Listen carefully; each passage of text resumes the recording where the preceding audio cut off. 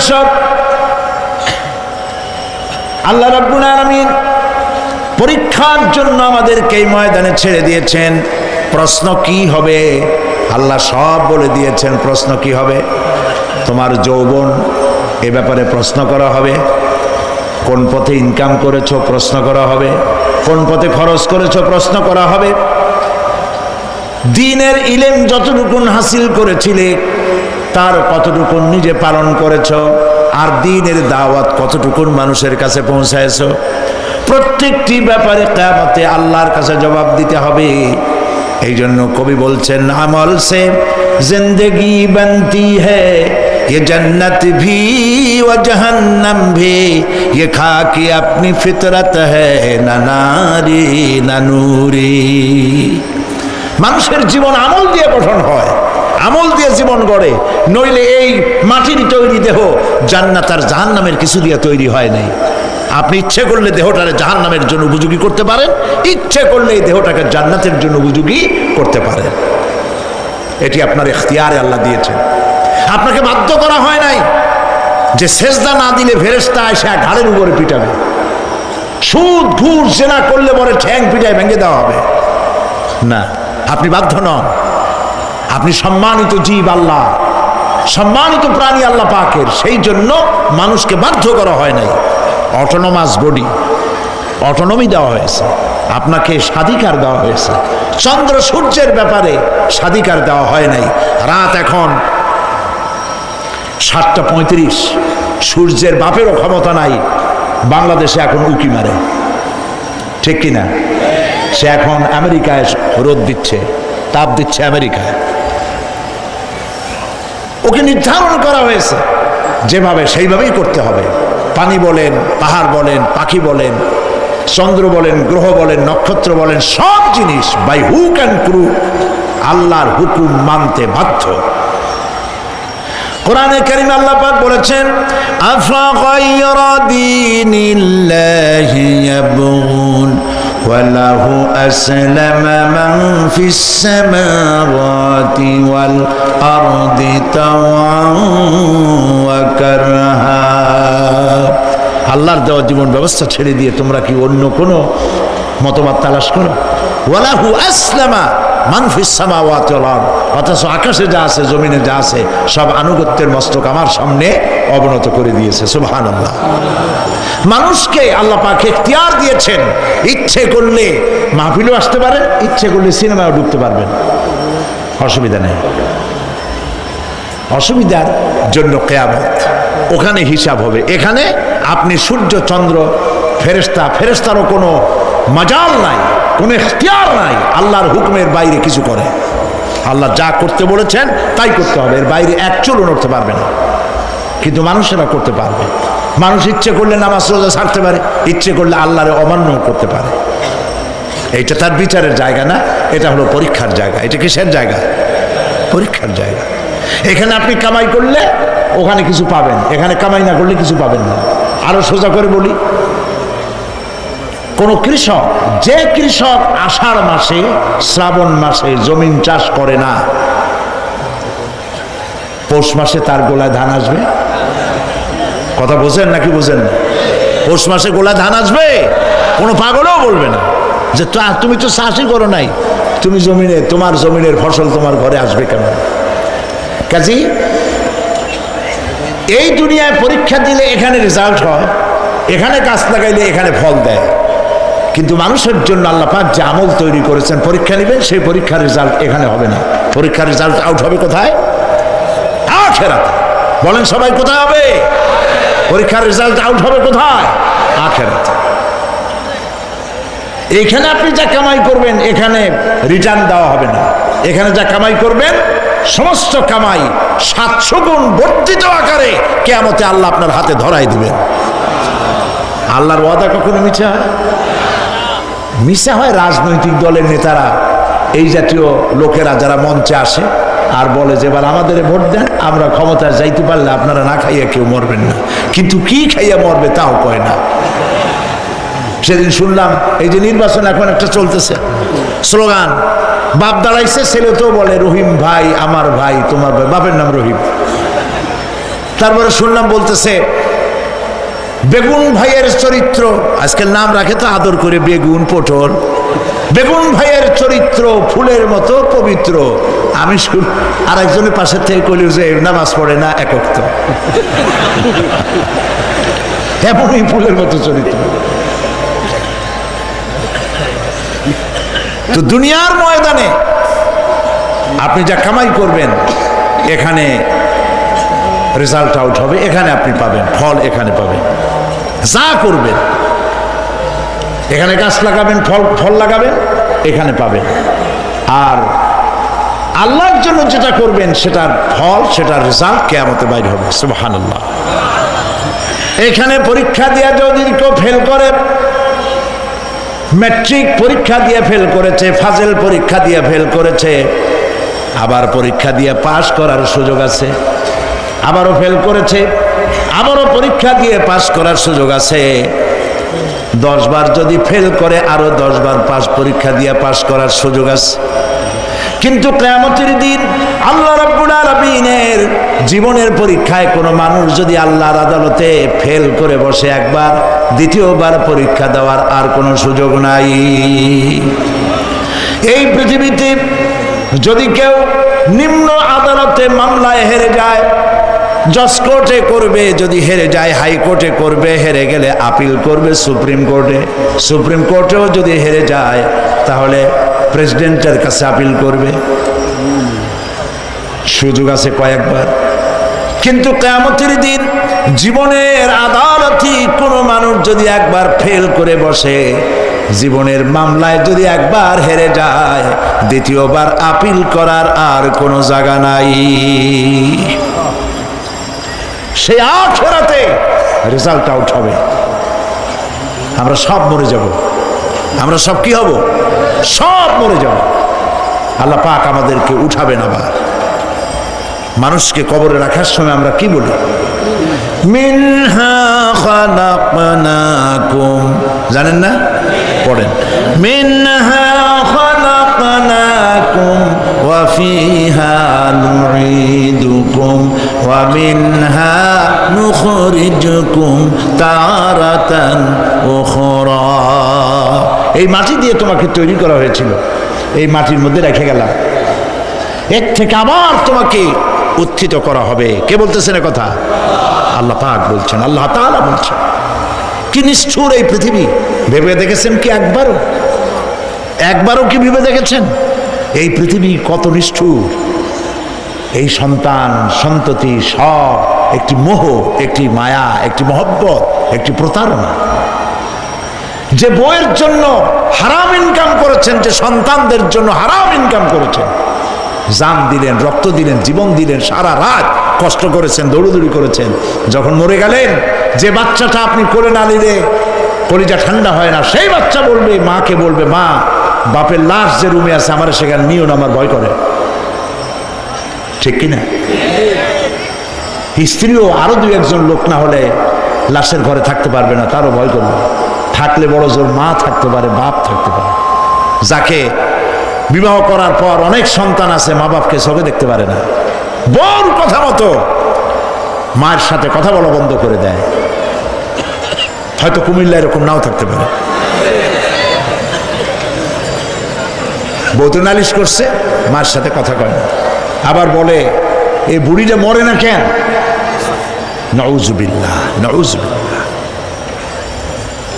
বুড়িটারে মরার কথা বলতেছো তুমি? তোমার ছোট্টবেলায় যখন তোমার টাইফয়েড হয়েছিল, অসুখ করেছিল, গরিব বাবা, বাড়িতে ল্যাপ নাই, খাতা নাই, তোষক নাই, সেই জায়গায় মা তার কাপড় বিছায় দিয়া বুকের উপরে নিজের শরীরের উষ্ণতা দিয়া বাঁচায় রাখার চেষ্টা করেছে, নিজে না খেয়ে খাওয়াইছে, অসুখ সারে না। মা ওই মুমূর্ষু বাচ্চার সেরানে তার মাথার কাছে বসে তাহাজ্জুদের নামাজ পড়ে কোরআন শরীফ তেলাওয়াত করে, চোখ দিয়া পানি পড়ে আর বলতে থাকে, রব্বুল আলামিন আমার জীবনটারে দিয়া আমার কলিজার টুকরা সন্তানটারে বাঁচাইয়া দাও। যেই মা নিজের জীবন দিয়া সন্তান বাঁচাইতে চাইলো, সেই সন্তান আজকে বউ পাইয়া মাকে ভুলে যায়, মায়ের সাথে খারাপ ব্যবহার করে। আল্লাহ রাব্বুল আলামিন বলেছেন, মা বাবার সঙ্গে খারাপ ব্যবহার করো না, ভালোবাসায় কথা বলো। ওয়াকুল লাহুমা কাওলান কারীমা, সম্মান সূচক কথা বলো। মা বাবার জন্য দোয়া করো আমার কাছে। কে বলতেছেন? আল্লাহ তাআলা বলছেন দোয়া করো আমার কাছে এই ভাষায়, রব্বিরহামহুমা কামা রাব্বায়ানি সাগীরা। পড়েন সবাই, রব্বিরহামহুমা কামা রাব্বায়ানি সাগীরা। আয় আমার রব, আমার মা বাপ যেমনি ছোটবেলায় আমাকে অত্যন্ত যত্ন করে লালন পালন করেছে, আল্লাহ তাআলা তুমি দয়া করে আমার মা বাপকে তোমার রহমতের করে লালন পালন করো। সুবহানাল্লাহ। প্রত্যেক নামাজের পর সকলে এই দোয়া পড়বেন, মনে থাকবে? মনে থাকবে? প্রিয় ভাই সব, সেই কিয়ামতের মাঠে আমাদেরকে উঠতে হবে, আল্লাহর দরবারে উঠতে হবে। সেই সময় আমাদেরকে কেউ উপকার করবে না। يوم لا ينفع مال ولا بنون, সম্পদ আর সন্তান সন্ততি কোনো কাজে লাগবে না। মা তার সন্তানকে চিনবে না, সন্তান তার মাকে চিনবে না, বাপ তার সন্তানকে চিনবে না, কেউ কাউকে পরিচয় দিবে না। কি মারাত্মক অবস্থা! মানুষ চরম অসহায় হয়ে যাবে। চতুর্দিকে ফেরেশতার আনাগোনা, সূর্য মাত্র 1 হাত উপরে, প্রচন্ড তাপ নিয়ে সূর্য অবস্থান নেবে, মাথার চান্দি ফেটে গিয়ে গুনাহগারের মাথার মগজ গলে গলে পড়তে থাকবে। পিপাসার যন্ত্রণায় জিহ্বাটা ঝুলে কুকুরের মতো করে নাভিস্থল পর্যন্ত ঝুলে পড়বে। কেউ উপকার করবে না, কেউ জিগাবেও না। অনেক লোক আছে পীরের কাছে মুরিদ হয় আর মনে করে পীর সাহেব তারে কিয়ামতে সুপারিশ করবে। অসম্ভব। আয়াতুল কুরসির মধ্যে আমরা পড়ি, মান যাল্লাযী ইয়াশফাউ ইনদাহু ইল্লা বিইজনিহি। কে আছে এমন, কার হিম্মত আছে আল্লাহ পাকের বিনা অনুমতিতে কথা বলে? সুবহানাল্লাহ বলে। কোথার পীর, কোথার খাজা বাবা হারায় যাবে। ইব্রাহিম আলাইহিস সালামের মতো পয়গম্বর কি মনে করে? আল্লাহর খলিল। ইব্রাহিম আলাইহিস সালাম আল্লাহর কি? আল্লাহর খলিল। আল্লাহর খলিল কিয়ামতের দিন বলবেন, আল্লাহ পাক, আয় আল্লাহ তাআলা, আমার বাপের কাছে আমার একটা ওয়াদা ছিল, আমি সুপারিশ করব তার জন্য, তুমি দয়া করে আমার বাপকে জাহান্নাম থেকে ক্ষমা করো, আমি তার জন্য সুপারিশ করতেছি। আল্লাহ তাআলা বলবেন, ইব্রাহিম, তোমার সুপারিশ মঞ্জুর হলো না। কথা বুঝতেছেন না? বুঝতেছেন না? ইব্রাহিম আলাইহিস সালাম যদি বাপের জন্য সুপারিশ করতে না পারে, ইব্রাহিম আলাইহিস সালাম তিনি যদি তার বাপের জন্য সুপারিশ করিয়া যদি ব্যর্থ হন, আপনার পিসাব কোন কামে লাগবে চিন্তা করেন। নবী করিম সাল্লাল্লাহু আলাইহি ওয়াসাল্লামকে প্রশ্ন করা হয়েছে, হে রাসূল, আপনার আব্বা আম্মার অবস্থা কি হবে? কথা কি শোনেন নাকি? আপনার আব্বা আম্মার অবস্থা কি হবে? নবী করিম সাল্লাল্লাহু আলাইহি ওয়াসাল্লাম বলেছেন, আমি আমার আব্বা আম্মার কোনো উপকারে আসব না। ইন্না লিল্লাহি ওয়া ইন্না ইলাইহি রাজিউন। তাহলে কোন সাহসে মনে করতেছেন কোন পীর কোন একটা বিদেশ থেকে, দেশের থেকে একটা নাজিল হলো আর ওইটার পিছনে পিছনে দৌড়াবেন, সে আপনারা নাজাত দেবে, তার পায়ে চুমা খাবেন? এই পায়ে হাত দিয়ে কদম বুঝি করা বাদ দেন। টাকা ইনকাম করার জন্য মানুষকে ভুল পথে পরিচালিত করছে অনেক পীর। আছেন এমন? খালি মানুষে টাকা দেয়, জামায় অনেক পকেট, খালি টাকা নেয় সমানে ঢুকাইতে থাকে চতুর্দিক দিয়ে। বাইরে বোঝার উপায় নাই, কিন্তু অনেক পীর আছে এমন, ঢাকা শহরে বড় বড় মার্কেটের মালিক, আমি জানি, বড় বড় মার্কেটের মালিক, বিরাট ব্যবসায়ী, জামা পরিষ্কার করে না 2 মাসেও। মানুষে দেখাবার জন্য গামছাটা নাকের কাছে ধরে ফত ফত করে আওয়াজ করে, মনে হয় যেন কাঁদতেছে। আর্টিফিশিয়াল প্রচন্ড। হাবিজাবি জিকির শিখায়, লা ইলাহা কতক্ষণ, ইল্লাল্লাহ কতক্ষণ, আল্লাহ আল্লাহ কতক্ষণ। কোথায় পাইছো ইল্লাল্লাহ? ইল্লাল্লাহ কিসের জিকির? ইল্লাল্লাহ মানে কি? আল্লাহ ছাড়া, আল্লাহ ছাড়া, আল্লাহ ছাড়া, আল্লাহ ছাড়া কি? কাজী রাসূলুল্লাহ যা করেন এগুলি বেদাত। এইসব পীরের পাশে যাবেন না, মনে থাকবে।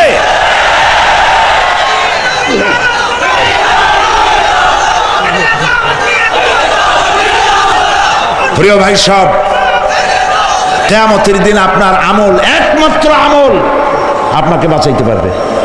এই কোরআন শরীফে আল্লাহ পাক বলেছেন, ইয়া আইয়ুহাল্লাযীনা আমানু আবতাগু ইলাইহিল ওয়াসিলা, হে বিশ্বাসীরা ওসিলা ধরো। ধুরন্ধর এক শ্রেণীর লোকেরা এর অর্থ করেছে পীর ধরো। দুনিয়ার কোন তাফসীর, যত মুফাসসির পৃথিবীতে জন্মগ্রহণ করেছেন, কোন মুফাসসির এটা বলেন নাই আবতাগু ইলাইহিল ওসিলার মানে হলো পীর ধরো। বরং সমস্ত তাফসীর মুহাক্কিকিন বলেছেন আবতাগু ইলাইহিল ওসিলা আয় আমলে সালেহ, নেক আমলের ওসিলা ধরো। সুবহানাল্লাহ, নেক আমলের ওসিলা ধরো। প্রিয় ভাই সব, ধান্দাবাজি ছাড়তে হবে। কিয়ামতের দিন মানুষ একেবারে অসহায় হয়ে যাবে, কেউ সাহায্য করবে না। সেই দিন প্রশ্নগুলি, প্রশ্নপত্র সামনে আসবে, আমলনামাগুলি বেঈমানের পিছন দিক থেকে বাম হাতে আসবে, আর ইমানদারের সামনে থেকে ডান হাতে আসবে। আমলনামা হাতে পাওয়ার সঙ্গে সঙ্গে বেঈমান বুঝে ফেলবে তার জায়গা কোথায়। কলিজা তখন গলার কাছে চলে আসবে। সব তো ছিল একসাথে। মনে করেন এই মাহফিলের মধ্যে, মনে করেন এইখানে সন্ত্রাসী আছে, খুনি আছে, ওয়ান্টেড, মোস্ট ওয়ান্টেড আসামি এর মধ্যে আছে, ধরা যাচ্ছে না। অনেক মানুষের মধ্যে হঠাৎ করে অর্ডার হলো যে ভিতরে এসবিআইবি ঢুকিয়ে দেওয়া হয়েছে, গোয়েন্দা বিভাগের লোক ঢুকিয়ে দেওয়া আছে, সন্ত্রাসী মোস্ট ওয়ান্টেড যারা আছে বেরিয়ে পড়ো, এক পাশে চলে আসো। তখন অবস্থাটা কি হবে তাদের? মজা লাগবে? পায়ের রক্ত মাথায় উঠে যাবে, চোখ দিয়ে রক্ত পড়া শুরু করবে। সমস্ত মানুষ একসাথে ছিল হাসরের ময়দানে, হঠাৎ করে অর্ডার হয়ে যাবে আমতাজুল ইয়াওমা আইয়ুহাল মুজরিমুন, হে অপরাধীর দলেরা আলাদা হয়ে যাও। ইন্না লিল্লাহ, আলাদা হয়ে যাও। সমস্ত মানুষ সেখানে খালি পায়ে উঠবে, কারো পায়ে জুতা নাই, স্যান্ডেল নেই, পরনে কোনো কাপড় নাই, গায়ে কোনো কাপড় নাই, মাথায় কোনো আবরণ নাই। হযরত আয়েশা সিদ্দিকা রাদিয়াল্লাহু তাআলা আনহা, তিনি নবী করিম সাল্লাল্লাহু আলাইহি ওয়াসাল্লামের কাছে কিয়ামতের এই বর্ণনা শুনে কাঁদতেছিলেন আর বলতেছিলেন, হে আল্লাহর রাসূল, কিয়ামতে সকলকে ভাবে উঠতে হবে, এমনকি আমাকেও? হুজুর বললেন, প্রত্যেকটি মানুষকেই উলঙ্গিনী হয়ে উঠতে হবে। তিনি প্রশ্ন করলেন, তখন কি শরম হবে না? নবী করিম সাল্লাল্লাহু আলাইহি ওয়াসাল্লাম বলছেন, জাহান্নামের ভয়তে কেউ কারো দিকে তাকাবার সুযোগ পাবে না। সব উপরের দিকে তাকায় থাকবে আর বলবে, আল্লাহ আমারে বাঁচাও, আল্লাহ আমারে রক্ষা করো। সমস্ত নবীরা, সমস্ত নবী, আদম আলাইহিস সালাম থেকে শুরু করে ঈসা আলাইহিস সালাম পর্যন্ত সব নবী বলবেন, নাফসি নাফসি, আল্লাহ আমারে বাঁচাও, আমাকে রক্ষা করো। কোথায় যাবে আপনার পীর সাহেব? একমাত্র ব্যক্তি, একমাত্র ব্যক্তি বিশ্বনবী মুহাম্মদুর রাসূলুল্লাহ সাল্লাল্লাহু। মানুষেরা হয়রান হয়ে যাবে, আদম আলাইহিস সালামের কাছে যাবে, আবাল বাশার, আপনি প্রথম মানুষ, আমরা বিপদে শেষ হয়ে গেছি, 50,000 বছর দাঁড়ায় আছি। কয় বছর দাঁড়ায় থাকতে হবে? কোথায় আছে? এই কোরআন শরীফে 50,000 সানা মিম্মা তাউদ্দুন। এই পৃথিবীতে গণনা করলে 12 মাসে 1 বছর, 12 বছরে 1 যুগ, এরকম করে করে 50,000 বছর পৃথিবীতে গুনলে যত বড় লম্বা হয়, বিচারের দিনটা এত বড় লম্বা হবে। সবাই বলবে, আদম আলাইহিস সালাম আমাদের জন্য একটু আল্লাহকে সুপারিশ করুন যেন তিনি আমাদের বিচারটা তাড়াতাড়ি করে দেন। তিনি বলবেন আমার পক্ষে সম্ভব না, আল্লাহর সামনে দাঁড়িয়ে কথা বলার আমার কোনো সাহস নাই, আমি পারবো না। নূহ আলাইহিস সালামের কাছে যাও, নূহ আলাইহিস সালাম বলবেন আমি পারবো না। মুসা আলাইহিস সালামের কাছে যাও, তিনি বলবেন আমি পারবো না। ইব্রাহিম আলাইহিস সালামের কাছে যাও, একজন আরেকজনের কাছে পাঠাবো। সর্বশেষ ঈসা আলাইহিস সালামের কাছে লোকেরা আসবে, হাসরবাসী। ঈসা আলাইহিস সালাম বলবেন আমি তো পারবোই না, কারণ পৃথিবীর শত শত কোটি নাসারারা আমাকে আল্লাহর ছেলে বলেছে, অথচ আমি তাদের তা বলতে বলি নাই। আমি নিজের ব্যাপারেই আজকে শঙ্কিত, আমারে তারা আল্লাহর ছেলে বলছে। আল্লাহ আজকে আমার সাথে কি ব্যবহার করবেন আমি তো জানি না, আমি নিজেই বিপদে আছি। তবে আমি তোমাদের ব্যাপারে একটা পরামর্শ দিতে পারবো। একজন ব্যক্তি আছে যার কাছে গেলে তিনি কথা বলতে পারবেন, তিনি বিশ্বনবী রাহমাতুল্লিল আলামিন জনাব মুহাম্মদ রাসূলুল্লাহ সাল্লাল্লাহু আলাইহি ওয়াসাল্লাম। তার কাছে চলে যাও, হাসরবাসীরা তার কাছে চলে যাবে। নবীজি সকলের কথা শুনে সিজদায় পড়ে কাঁদতে থাকবেন। তিনি বলবেন হাসরবাসীদের কাজ সুস্থ করবেন, এই কাজ আমার কাজ, আমি বলবো আল্লাহ পাককে। তিনি সিজদায় পড়ে কাঁদবেন, রব্বুল আলামিন প্রশ্ন করবেন হে আমার রাসূল, আপনার তো আজকে কান্দার দিন না, আপনি কাঁদেন কেন? আমি আপনাকে মাকামে মাহমুদ দিয়েছি, কাউসারের মালিক বানাই দিয়েছি। আপনি জান্নাতে প্রবেশ করার আগে কেউ ভেস্টে যাইতে পারবে না, এই সম্মান দিয়েছি, কাঁদেন কেন? নবীজি বলেন রব্বুল আলামিন যা তুমি আমার জন্য বরাদ্দ রেখেছো সব আমি পেয়েছি বা পাবো, আমি কান্দি আমার উম্মতের কি হবে? আল্লাহ রাব্বুল আলামিন তাকে পারমিশন দিবেন, আপনার নেককার জান্নাতি উম্মতগুলি আপনি বেছে নিন। নবী করিম সাল্লাল্লাহু আলাইহি ওয়াসাল্লাম পারমিশন পাবেন। আল্লাহর পারমিশন ব্যতি রেখে আল্লাহর দরবারে কথা উচ্চারণ করার ক্ষমতা কারো হবে না। সুবহানাল্লাহ। এই কথা ভাববার কোনো কারণ নাই। অমুক পীর সাহেবের অনেক মুরিদ আছে, সব মুরিদ টুরিদ নিয়ে নারায়ে তাকবীর জিন্দাবাদ, পীর সাহেব জিন্দাবাদ, এই সমস্ত বাদ বোধ কামে লাগবে না। ওয়া কুল্লুহুম ইয়াতিহি ইয়াউমাল কিয়ামাতি ফারদা। কিয়ামতের দিন প্রত্যেককে একজন একজন করে আসতে হবে আল্লাহর দরবারে। আল্লাহ বলেছেন একজন একজন একজন, মিছিল করার উপায় নেই। আল্লাহ রাব্বুল আলামিনের দরবারে হাজির হয়ে যাবে সেই কঠিন হাসরের ময়দানে বাঁচার জন্য। নবীজি দোয়া শিখায় দিয়েছেন, দোয়া করো আল্লাহুম্মা হাসিবনি হিসাবান ইয়াসীরা। পড়েন আমার সাথে, আল্লাহুম্মা হাসিবনি হিসাবান ইয়াসীরা, আল্লাহুম্মা হাসিবনি হিসাবান ইয়াসীরা। হে আল্লাহ তুমি আমার সহজ হিসাব নাও। নবী করিম সাল্লাল্লাহু আলাইহি ওয়াসাল্লাম নিজেই দোয়া করেছেন।